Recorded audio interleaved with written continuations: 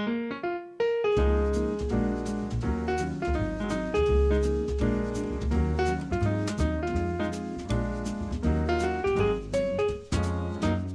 name is John Terry.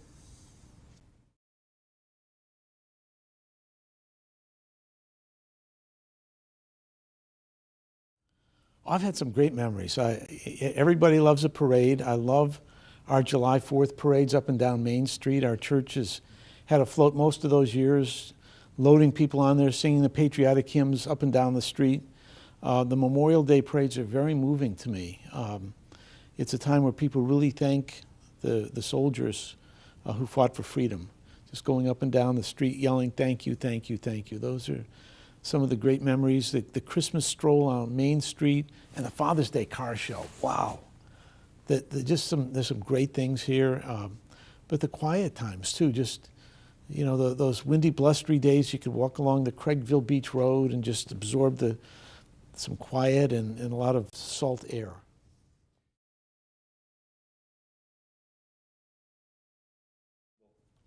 My favorite place in the town of Barnstable is probably the 18th tee box at the Hyannis Golf Course. But there's a lot of great places here. There really are. It's a great place to walk. I love walking up and down Main Street. It's a fascinating place. The people, the stores, you get to know the cast of characters. The beaches are always a wonderful place to be. My wife and I sometimes just get in the car and drive up and down 6A. I remember when we first moved here, we were staying at the Cape Codder, and the lady in the gift shop said there's a certain fantasy quality about the Cape, and I think there is. It's just this 6A is just a wonderful little place to drive down.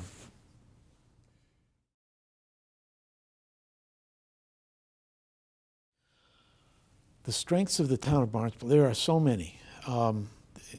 Certainly the people who've been here for a long time and have really made this a great place to be. Great schools, very solid government. Being located at a church on Main Street, I see the local merchants and all of the social service agencies that work so hard to make it a good quality of life. And I think there's some good church life here, a lot of good cooperation between the churches and synagogues to come together and not just provide worship, but provide some services to some very needy people.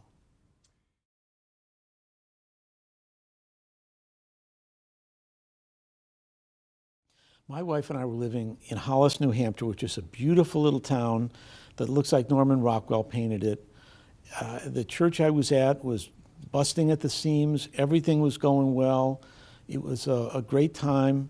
But both my wife and I had this feeling that somehow God had something else for us.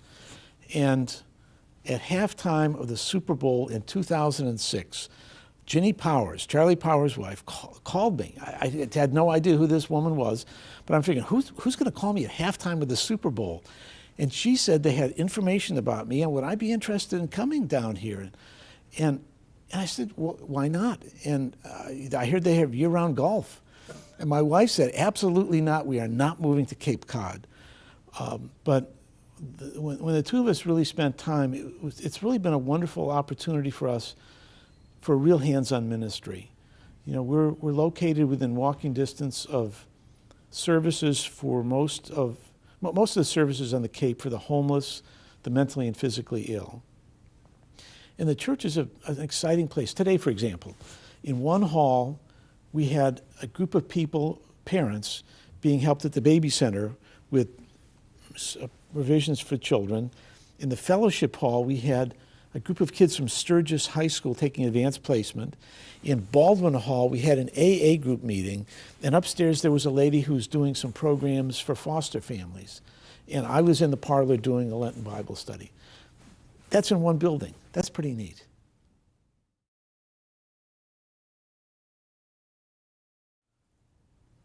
After World War II, things boomed in the churches. Men came back from war, they went to work, they got married, they had kids, they went to church, and church attendance boomed. And since the 70s, there's been a precipitous decline in membership. And there are many factors for that. A lot of it has to do with how busy people are, a lot of competing activities, Sunday morning sports. There's some bumps that'll change that a little bit. It's 9/11, the Sunday after that, churches were packed. But today, attendance is lower than it was then. So I think a lot of the change has come in the number of people attending.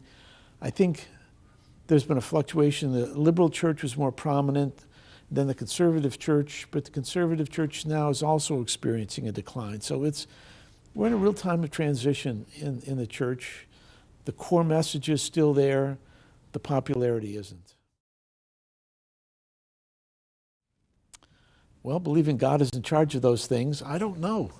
I think we cannot put ourselves back in a time machine to go back to the 1950s. One of the things I'm doing, and I mentioned this to you earlier, is to go where people are, and that's on electronic media. Young people, our kids and grandkids, they communicate with cell phones and computers and the like. And so today we had both an actual Bible study with a group of people around a table and a virtual Bible study where people can go on their computers or their smartphone and take part in that. So that may be one of the cutting edges, is just to get with the times.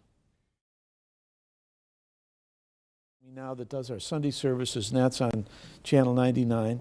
No, this is just from the computer. You just get one of those little things and little picture. It's amazing, the quality of it. I don't understand it. All I know is I know smart people. But there's just this little camera, I don't even remember what you call them now, that's part of it. Sure. Karl Fearing Schultz was a great religious entrepreneur and really very much ahead of his time. The Federated Church was started in 1917 when this was just a dusty little town and two very small churches merged. And it remained that until Karl came. And he was, as I said, a great entrepreneur. He did a lot of things that people hadn't thought of. Having a service in a drive-in movie theater was really groundbreaking. And it's interesting, Robert Schuller at the Crystal Cathedral stole his idea and never gave him credit. The Crystal Cathedral now, as you may know, is closed.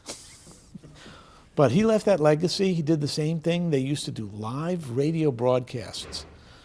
We do tape with a 2-week delay with some smart 15-year-old kid who knows how to do editing. So when I make really goofy statements, he can cut them out. And he was the one who had that building built. It was a really booming affair. And he both capitalized on the popularity of the church at the time, but some of the other things he did. And he was, I guess at his funeral, he was referred to as the mayor of Cape Cod or something in that effect. And he really was a very, very influential man, did a lot of things for the town and for the church.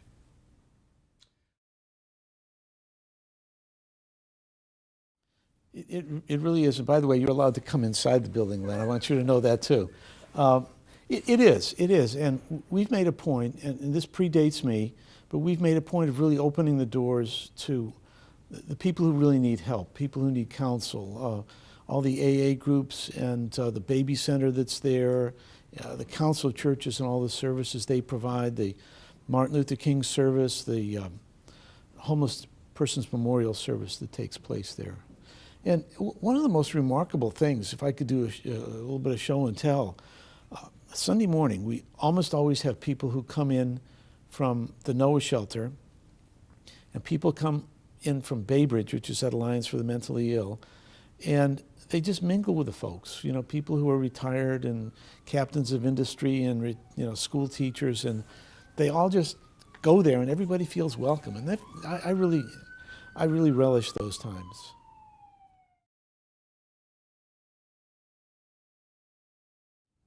It is. And it's also part of my wife. My wife's the office administrator. And it's really nice. I get to stand up and get awards and such and thanked publicly for stuff. But my wife has had as much to do with that as anything. She's a deeply religious person. She really has a heart for people who are homeless and hurting. She counsels people more than I do. She really does. Here's the truth. She's sitting down in that front office. I'm hiding out upstairs. And one of the things she's put together is a sheet of paper for people who have an honest need. There's some people just want money, and we don't do that because it doesn't help anybody. But if you came, if you needed a bus ticket, if you needed medication, if you needed rent money, if you needed to go to an AA meeting, she'd have a piece of paper and she would be able to direct you to that. And that's been part of her ministry, which I take credit, I get the credit for, but it's really my wife who's doing that. Well, one lives within walking distance of here, and he's engaged to a lovely young lady from the Cape, and she has a beautiful little daughter. Our youngest son lives in Las Vegas. He was out there because he was in the military. He's engaged, he has a daughter, and they're planning on moving back here. Yes, this is a great place. It's not the only great place to be, but it's a great place to be. It's not always easy for young people because the employment opportunities are very different here than, say, downtown Boston. But it is a great place to be. So yes, we're 1 out of 2 so far, and the second should be coming pretty soon. I'm John Terry. I'm the pastor of the Federated Church in Hyannis.